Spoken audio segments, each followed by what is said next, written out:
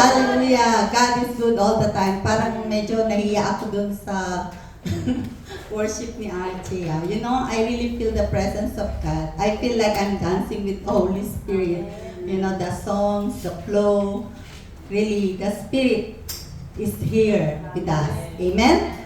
Because of His heart. Yes. Let us all bow our head. Let us pray. Heavenly Father, we thank you once again, Lord. We are here to meditate your word of God. Lord, use my mouth. Hide me to your back, O Lord, that the people will see your glory, O Lord, through my sharing, O God.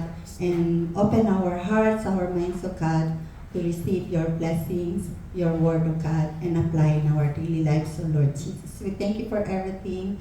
And we surrender everything into your mighty name. We ask this all to you in the mighty name of Jesus. We pray.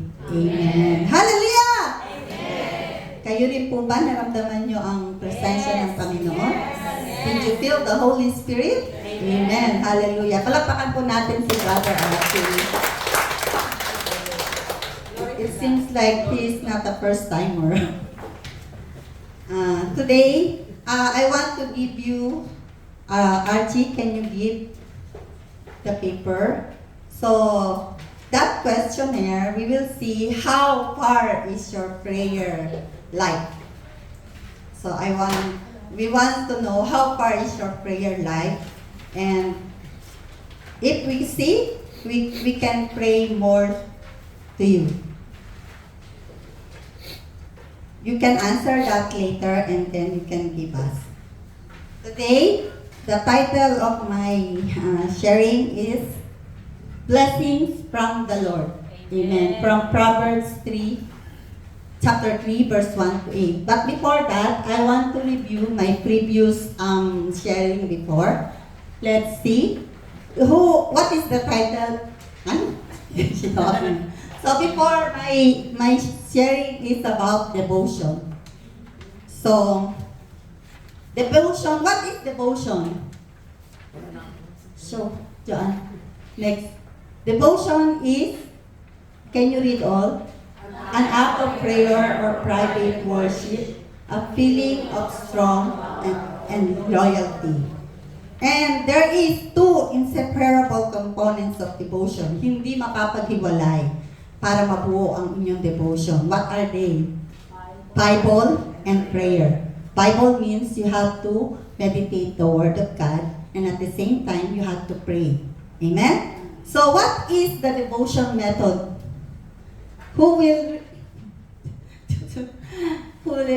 the devotion method that I gave you last time is about the SOP.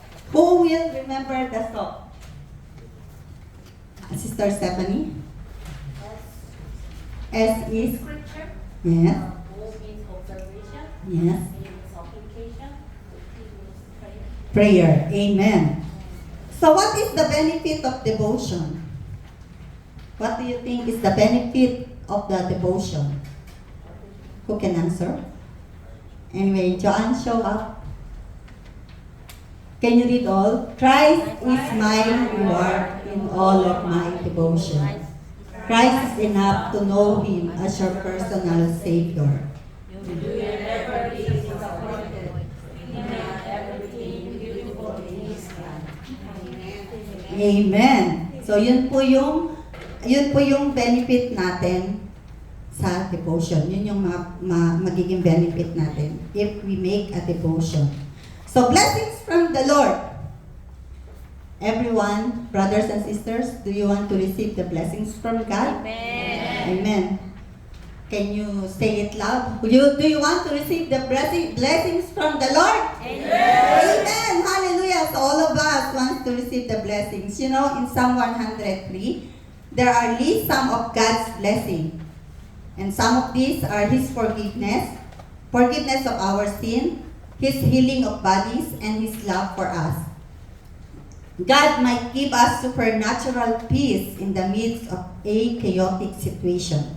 He might provide miraculously for a financial need. So, don't worry about financial needs because God will make a miracle and will provide our needs. Amen?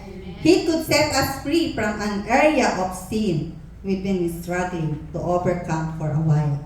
So sa mga nakakaranas po ngayon ng temptation, those who are tempting right now, just pray to God and you can overcome it. Amen? He could restore a broken relationship in our life. Sino po yung mga broken-hearted dyan? Just believe and pray.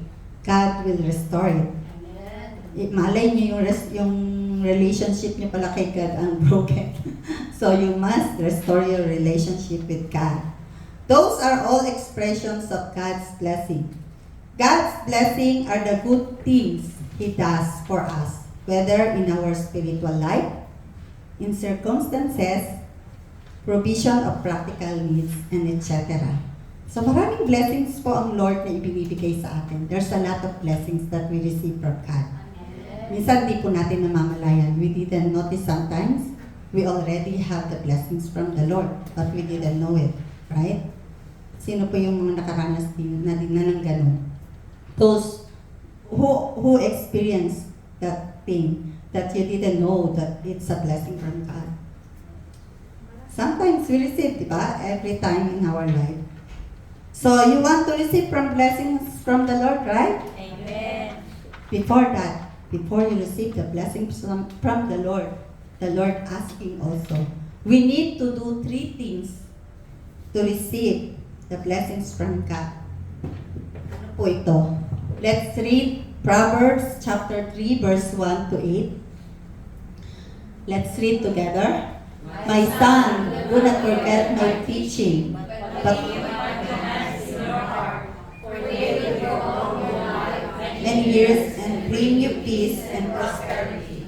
Let love and faithfulness never leave you. Bind them around your neck. Write them on the tablet of your heart.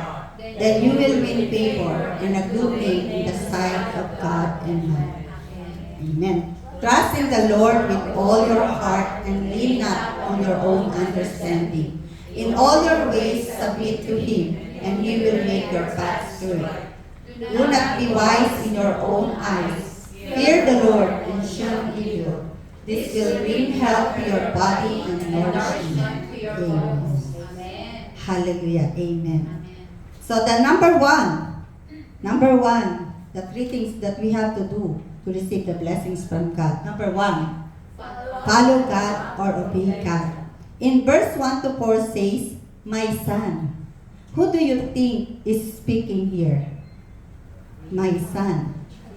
The Lord, right? The Lord is talking to us, my son.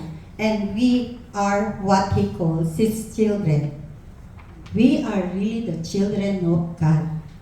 And it says that, do not forget my teaching and keep my commands in your heart. So how can we learn His teaching? How? How can we learn His teaching? We can learn His teaching through the Word of God by attending worship services and listening to sermon and by joining Bible studies. All the Word of God that we heard from the pastors and missionaries and preachers, we have to keep it in mind and in our heart and apply in our daily lives. Brothers and sisters, we will not just listen, we will not just read, but we have to put it in our minds, in our hearts.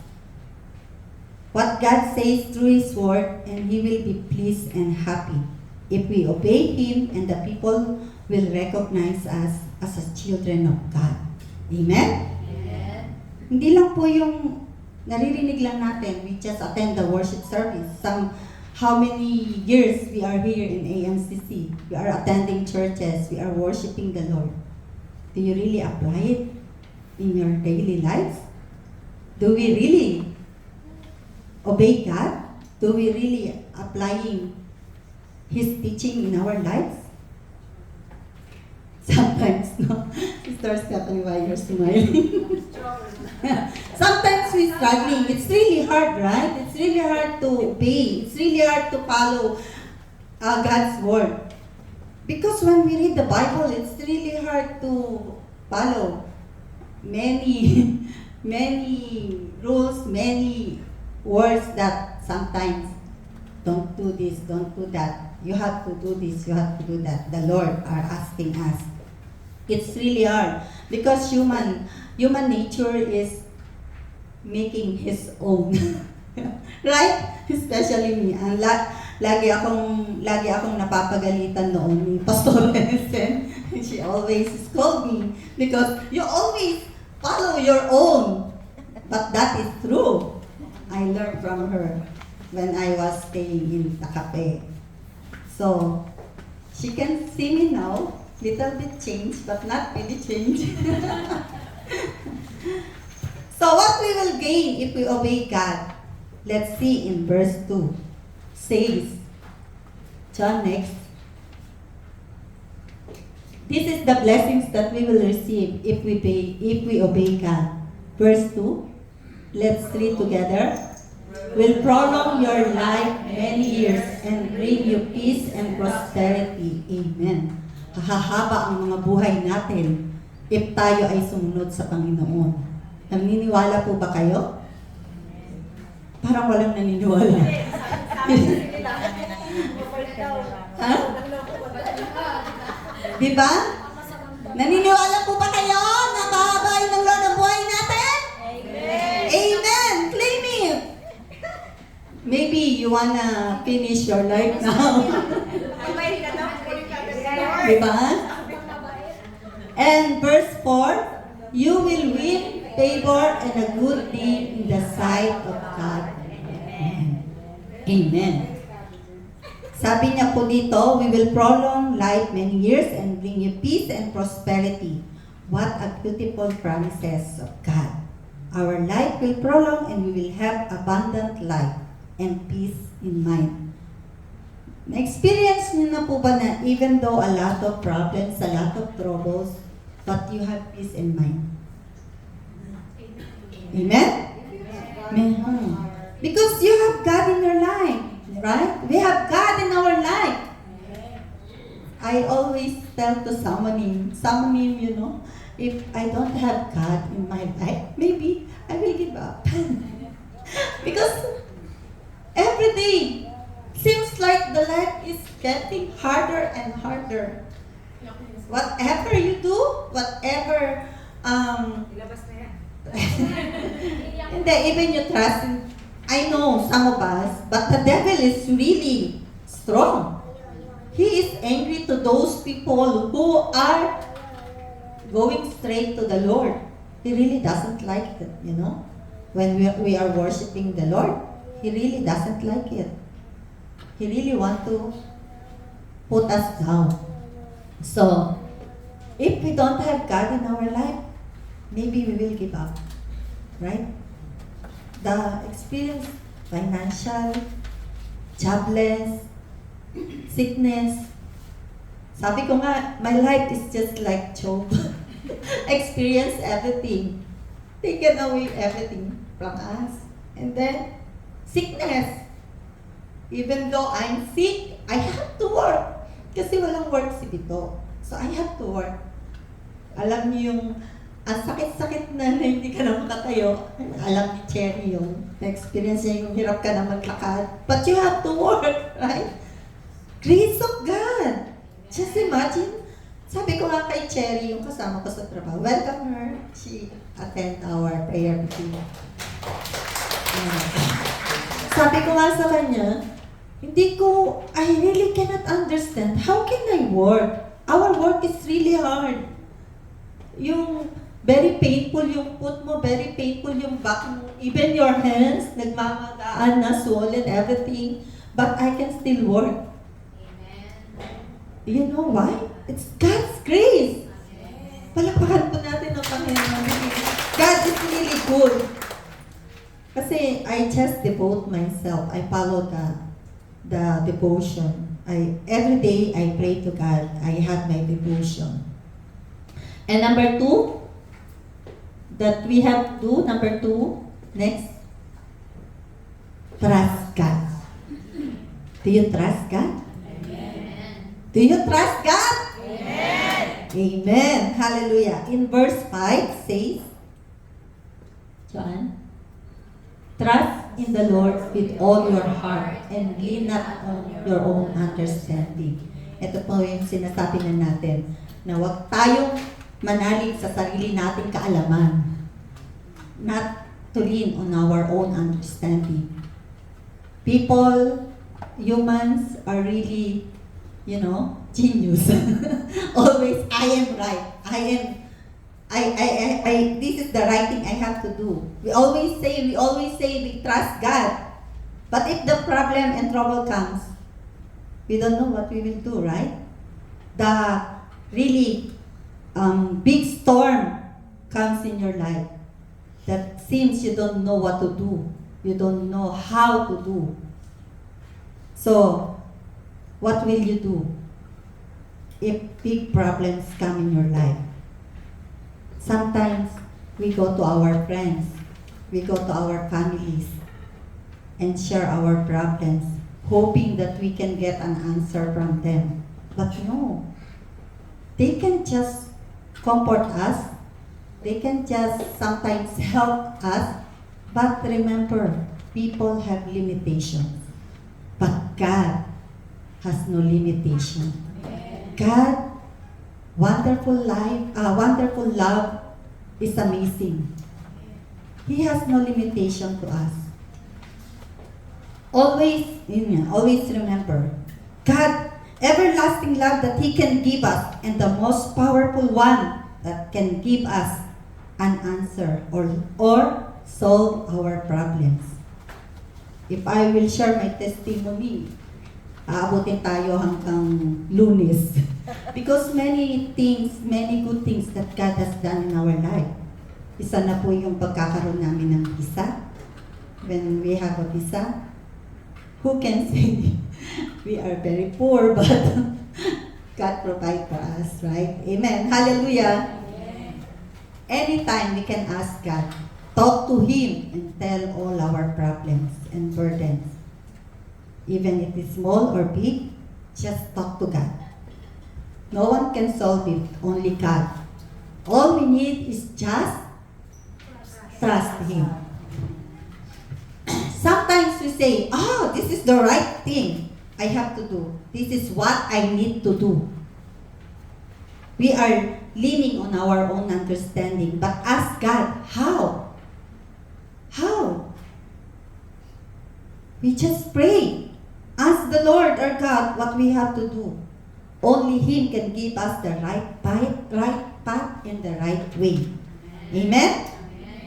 If you think that you cannot do anything and cannot solve our problems, and if we cannot handle our situation, just call upon the name of the Lord.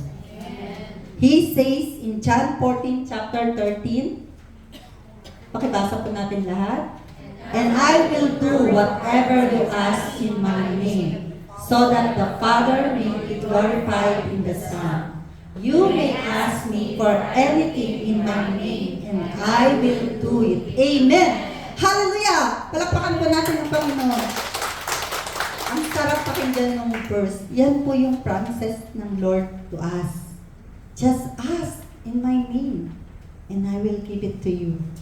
Just trust Him. Kung ano man po yung mga ninanais ng puso natin ngayon, yung mga desire natin, just ask to the Lord. And He will give it to us. Just trust Him. And number 3, last, fear God. Fear not, for I am with you. Hindi yun So sabi ng Lord, fear not. But this time, fear God. Amen? Lahat po ba tayo takot sa Lord? Of course. Fear God also involves a willingness to obey God's commands and live according to His will, even when it is challenging. It means choosing righteousness and avoiding evil, even when no one is watching. Sometimes we are hiding, right? We are good when we are in the church, but outside the church, who are we? Right? So, sorry po, pero yun yung reality. Where we are in the church, oh, brother, I love you with the love of the Lord. But ako, hypocrite. Di ba? We are like that sometimes. But, the people did not see. Parang si Maring Cherry, lagi niya akong binabate. Yan yung mga dinadamay. Di ba? Ikaw ang leader namin. Parang kalit ka leader. Ito pala, Mars eh. Parang ka leader pala yun. Huwag kang ano din. Di ba? Hindi natin masabi. People did not see us, but the Lord is watching us. Remember that. God's eyes is always each and every one of us. Even what we are thinking, even what we are saying, hindi pa man natin sinasabi, we did not say yet, but the Lord knows already what we have in our mind and in our heart. He knows everything. But the people, they cannot know. Di ko nga alam kung ano sinasabi sa akin ni Sister Malen, di ba? I love you too. But it's true, in reality. Kasi yun lang po yung mga, parang naman di kayo masyadong seryoso. Natutumbok mo daw kasi ate. Di ba? Real talk. Real talk. Hindi. Yun po yung totoo, di ba? That's why we are here in the church to learn His teaching through the Word of God, through our pastors, our missionaries. No one here is perfect. Di ba? Nobody is perfect, really. It's true. But, little by little, we can change through the Word of God. Amen?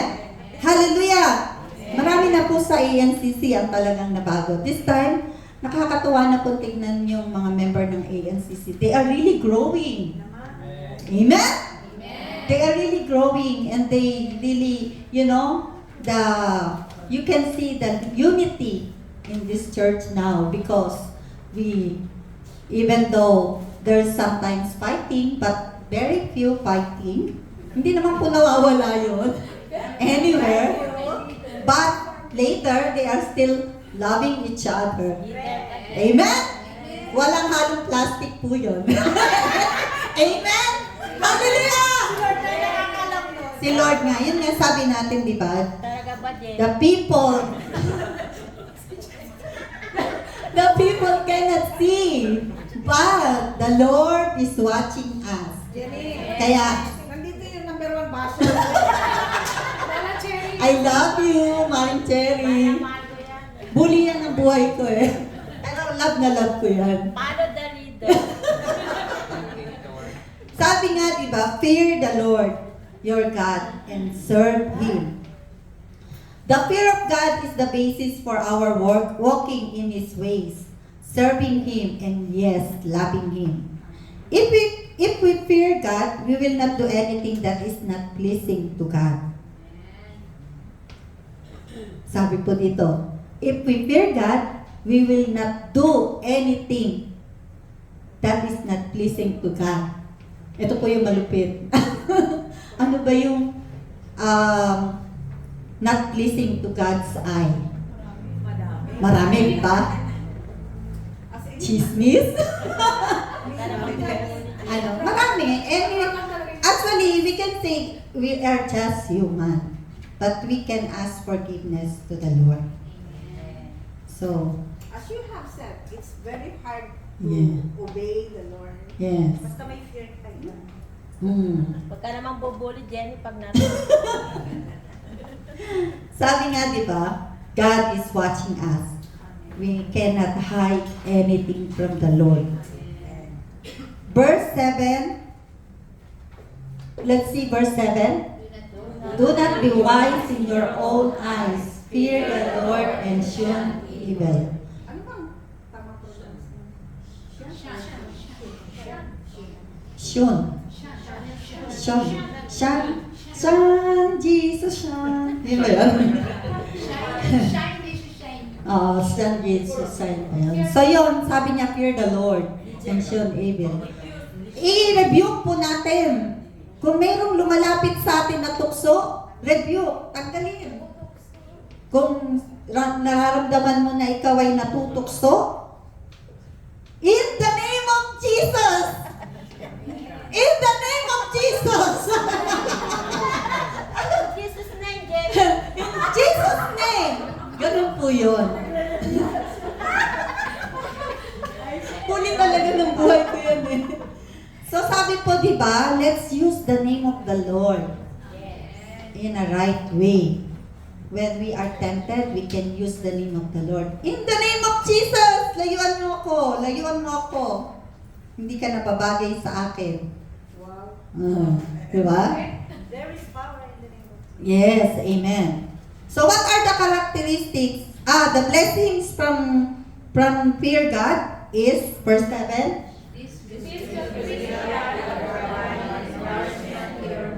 Amen.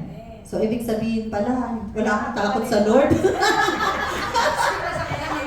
Ako pala yun. Ako pala yun. Hindi, sometimes ganyan eh. We share the word of God, but we are the one. Number one affected, right? We are the number one na ano tayo, ano tawag doon? Nasasapul tayo or na re-rebuke tayo sometimes. But there's a lot of meaning of nourishment to your bones. Next time, Pastor Rexon will explain to you. Because you already experienced. Yes. And I remember Pastor Rexa before, it's very good to share what you have experienced. Amen. Kasi, Kaya nga, kasi diba? very ano ka mag-share because you already experienced. Amen. Kaya nga siguro, kaya nga diba sabi ko sa inyo kanina a while ago, I said, even though I'm in pain, but I can still work. My work is really hard. Yung magbubuhat ka ng 20 pieces of clothes, apantipan, mga knitting, apantipan, 50 pieces, bubuhatin mo yun and you will give it to the ajima. It's really hard. Kaya nga nakuumang na yung kamay ko, hindi na bumalik sa dati. It's really hard. So what are the characteristics of those people who fear God? Number 1. John, next. Characteristics of people who fear God. Also? There is. Number 1 is humbleness. Humbleness is the number 1 characteristics. Kung may takot po tayo sa Lord, if we fear God, we will be humble. Amen? We will not think that we are higher than your friend. We will not think that we are higher than somebody. Right? Kasi may takot tayo sa Lord eh. And we will put ourselves under. Always below. Not up. But sometimes, you know, yung nagpapataasan. But happily, the ANCC now, level. No down, no up. Solid level. Thank you, everyone. Because we are growing. We are growing spiritually. And number 2, being submissive. Submit everything to God. Submitting oneself and will let the Lord rule over our life. And willing to listen, obey, and to know God more. Amen? Are you all willing to listen? Are you all willing to obey? Are you all willing to know God more? Amen. Hallelujah. Proverbs 28 verse 14. Ayaw na, Jo? Ayan. Basahin pa natin. Blessed is the one who fears the Lord always. Amen. So, if we fear God, we will receive more blessing. Amen.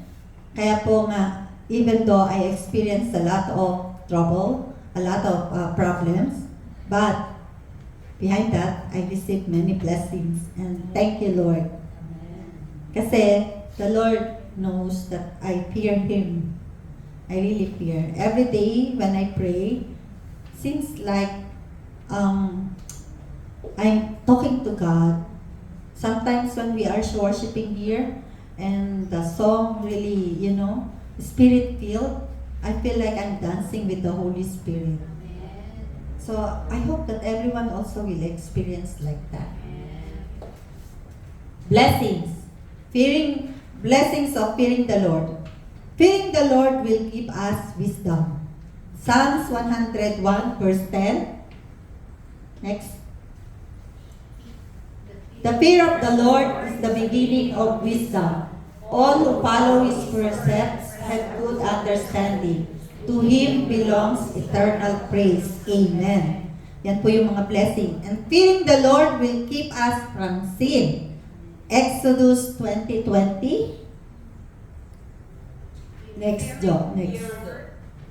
Moses said to the people, "Do not be afraid. God has come to test you, so that the fear of God will be with you to keep you from sinning." Amen. Kanina po, di ba sabi ko, bakit may takot? Ibig sabihin pala, hindi ako takot sa Lord kasi nagkakasakit ako. But here, say, God has come to test you, so that the fear of God will be with you, to keep you from sinning.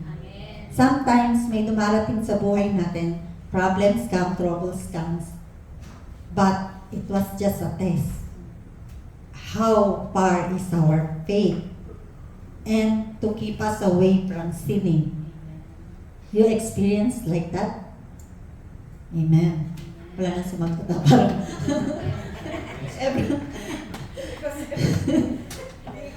The fear of God is respecting Him, obeying Him, submitting to His discipline, and worshiping Him in awe.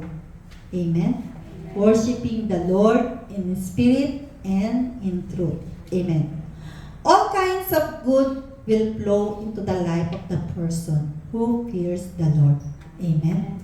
Sabi po niya, all kinds of good will flow into the life of the person who fears the Lord.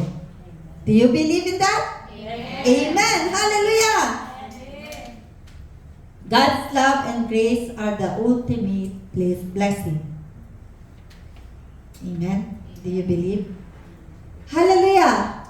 So, yun po yung mga blessings na marireceive natin from the Lord if we do the three things. What are the three things? One, obey, trust, fear the Lord. Remember that next time.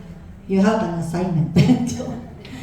So, I hope meron po kayong natutunan at na i-apply sa ating buhay. Kasi, di ba, parang sometimes, if we experience some trials and troubles, ang hirap di ba? Hindi na natin alam kung saan tayo pupunta, hindi natin alam kung anong gagawin. We didn't realize that God is always on our side. Always calling us, "Ring, ring, I need you." But sometimes, ako lang yung hindi nakakarinig minsan kasi mahina yung pandinig ko Si Cherry din. Damay pa na. Hindi, di ba? Sometimes, in so many things, God is calling us, but we didn't notice it. Yung something will happen in our life, but hindi natin alam na binabatukan na I remember Brother Willie, when we visit him, right, Ate Loida, he said, maybe the Lord is waking me up. Or maybe, Ate Loida said, maybe the Lord is punching you. No, the Lord is, ano ba yun? Binabatukan na daw siya ng Lord. Binabatukan na ako ng Lord. Ano yun? Ginaganon na daw siya sa batok ng Lord to wake up. So, mga kapatid, this is the right time to change. This is the right time to fear God. Paring Jay, ang sama ng tingin mo sa akin, This is the right time to fear God. Amen? Trust, obey, trust, and fear God. Amen. Hallelujah. Don't forget to meditate Word of God and make it a habit to have a devotion every day. Amen? Hallelujah!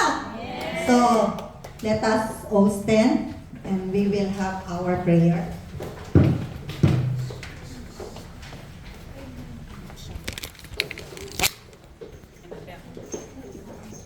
Songs by RT.